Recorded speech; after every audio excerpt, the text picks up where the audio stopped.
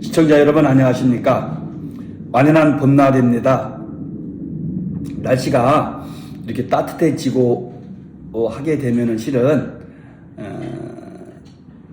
출퇴근할 때 또는 학교 등하교할 때 자전거를 통해서 출퇴근하는 경우도 많이 보게 됩니다. 건강에도 좋고 기분도 좋아지고 또 교통비도 절약될 뿐만 아니라 경우에 따라서는 실은 뭐 대중교통이든 자가용이든 그걸 이용해서 출근할 때보다 시간도 절약될 때가 많이 있죠. 그래서 많은 사람들이 자전거를 통해서 출퇴근하는 경우를 보게 됩니다. 국가 경제적으로도 좋을 것 같아요. 환경오염에도 도움이 될 것 같고. 그런데 실은 자전거로 출퇴근할 때 조심해야 될 일이 있어요. 그것이 뭐냐면 자전거 출퇴근할 때 보면 아무래도 위험성이 있잖아요. 주로 피해자로 당할 수도 있지만 차량에 치여서 부상을 입는다든가 넘어진다든가 해서 또 한편은 본인도 다른 사람에게 피해를 줄 수가 있게 되죠. 본인 자전거를 타고 가다가 지나가는 행인과 부딪힌다든가 뭐 이런 경우가 있을 수 있지 않겠습니까? 그랬을 때 기본적으로 산재보상법에서는 근로자가 출퇴근 중에 사고를 당하게 되면은 산재를 인정해줘서 보험 처리가 가능해요. 산재보험을 받을 수 있게 된다는 거예요.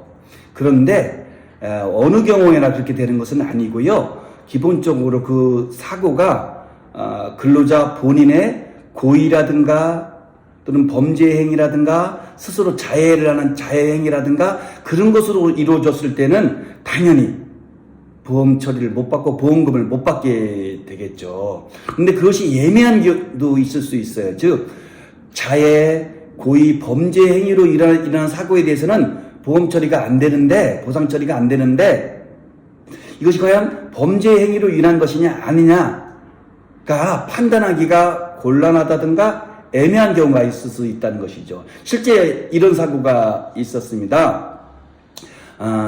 근로자 직장인이 자전거로 출퇴근하다가 내리막길이었는데요. 내리막길에 횡단보도를 횡단하다가 신호등이 없는 횡단보도였는데 때마침 횡단보도를 건너던 사람을 치였어요.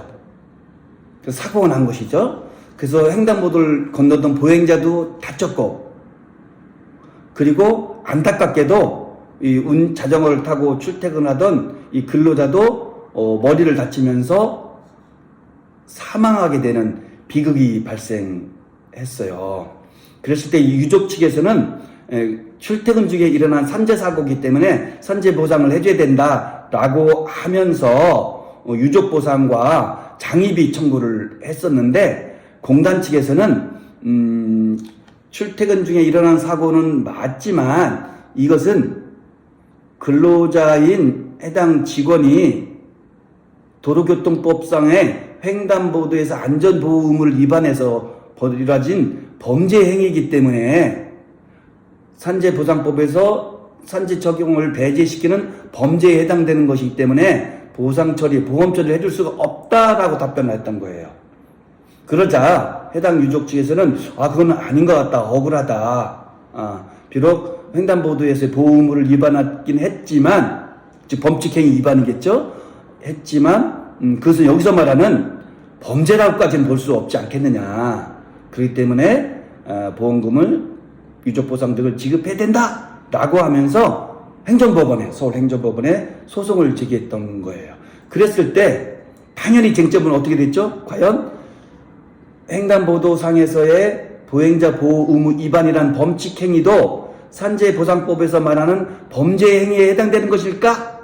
하는 점이었습니다. 이것 범칙행위도 만약에 범죄 행위로 인정이 된다면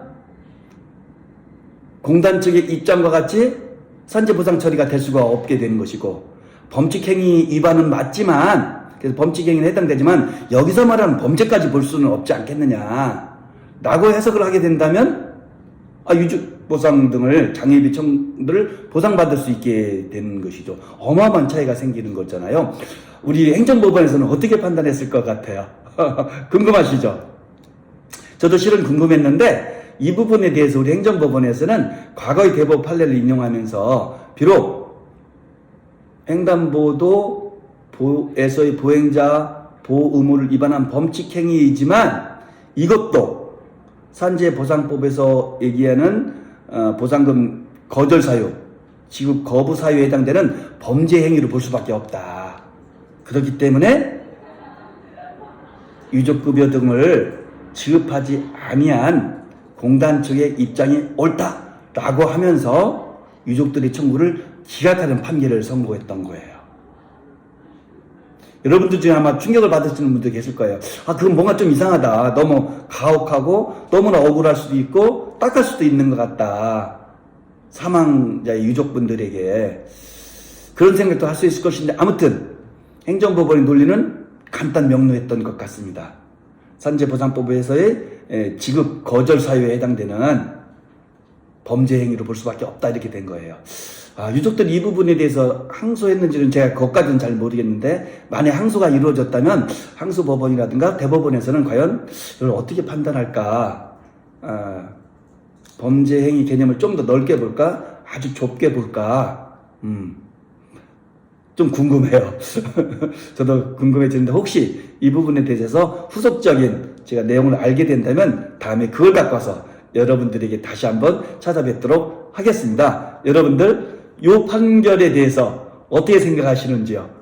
나름대로 행정법원의 판단이 맞는 것 같다, 아니다, 유족들의 입장이 맞는 것 같다 라고 댓글을 달아주신다면 참 도움이 될 것 같습니다. 지난번은 제가 좀 바쁘고 힘들어서 동영상 하루 쉬었어요. 그랬더니 좀 여러분들께서 왜 안 올라오냐 라고 말씀도 해주셨는데요, 다시 올리게 되었습니다. 여러분들 의견 꼭 달아주시면 고맙겠습니다. 감사합니다.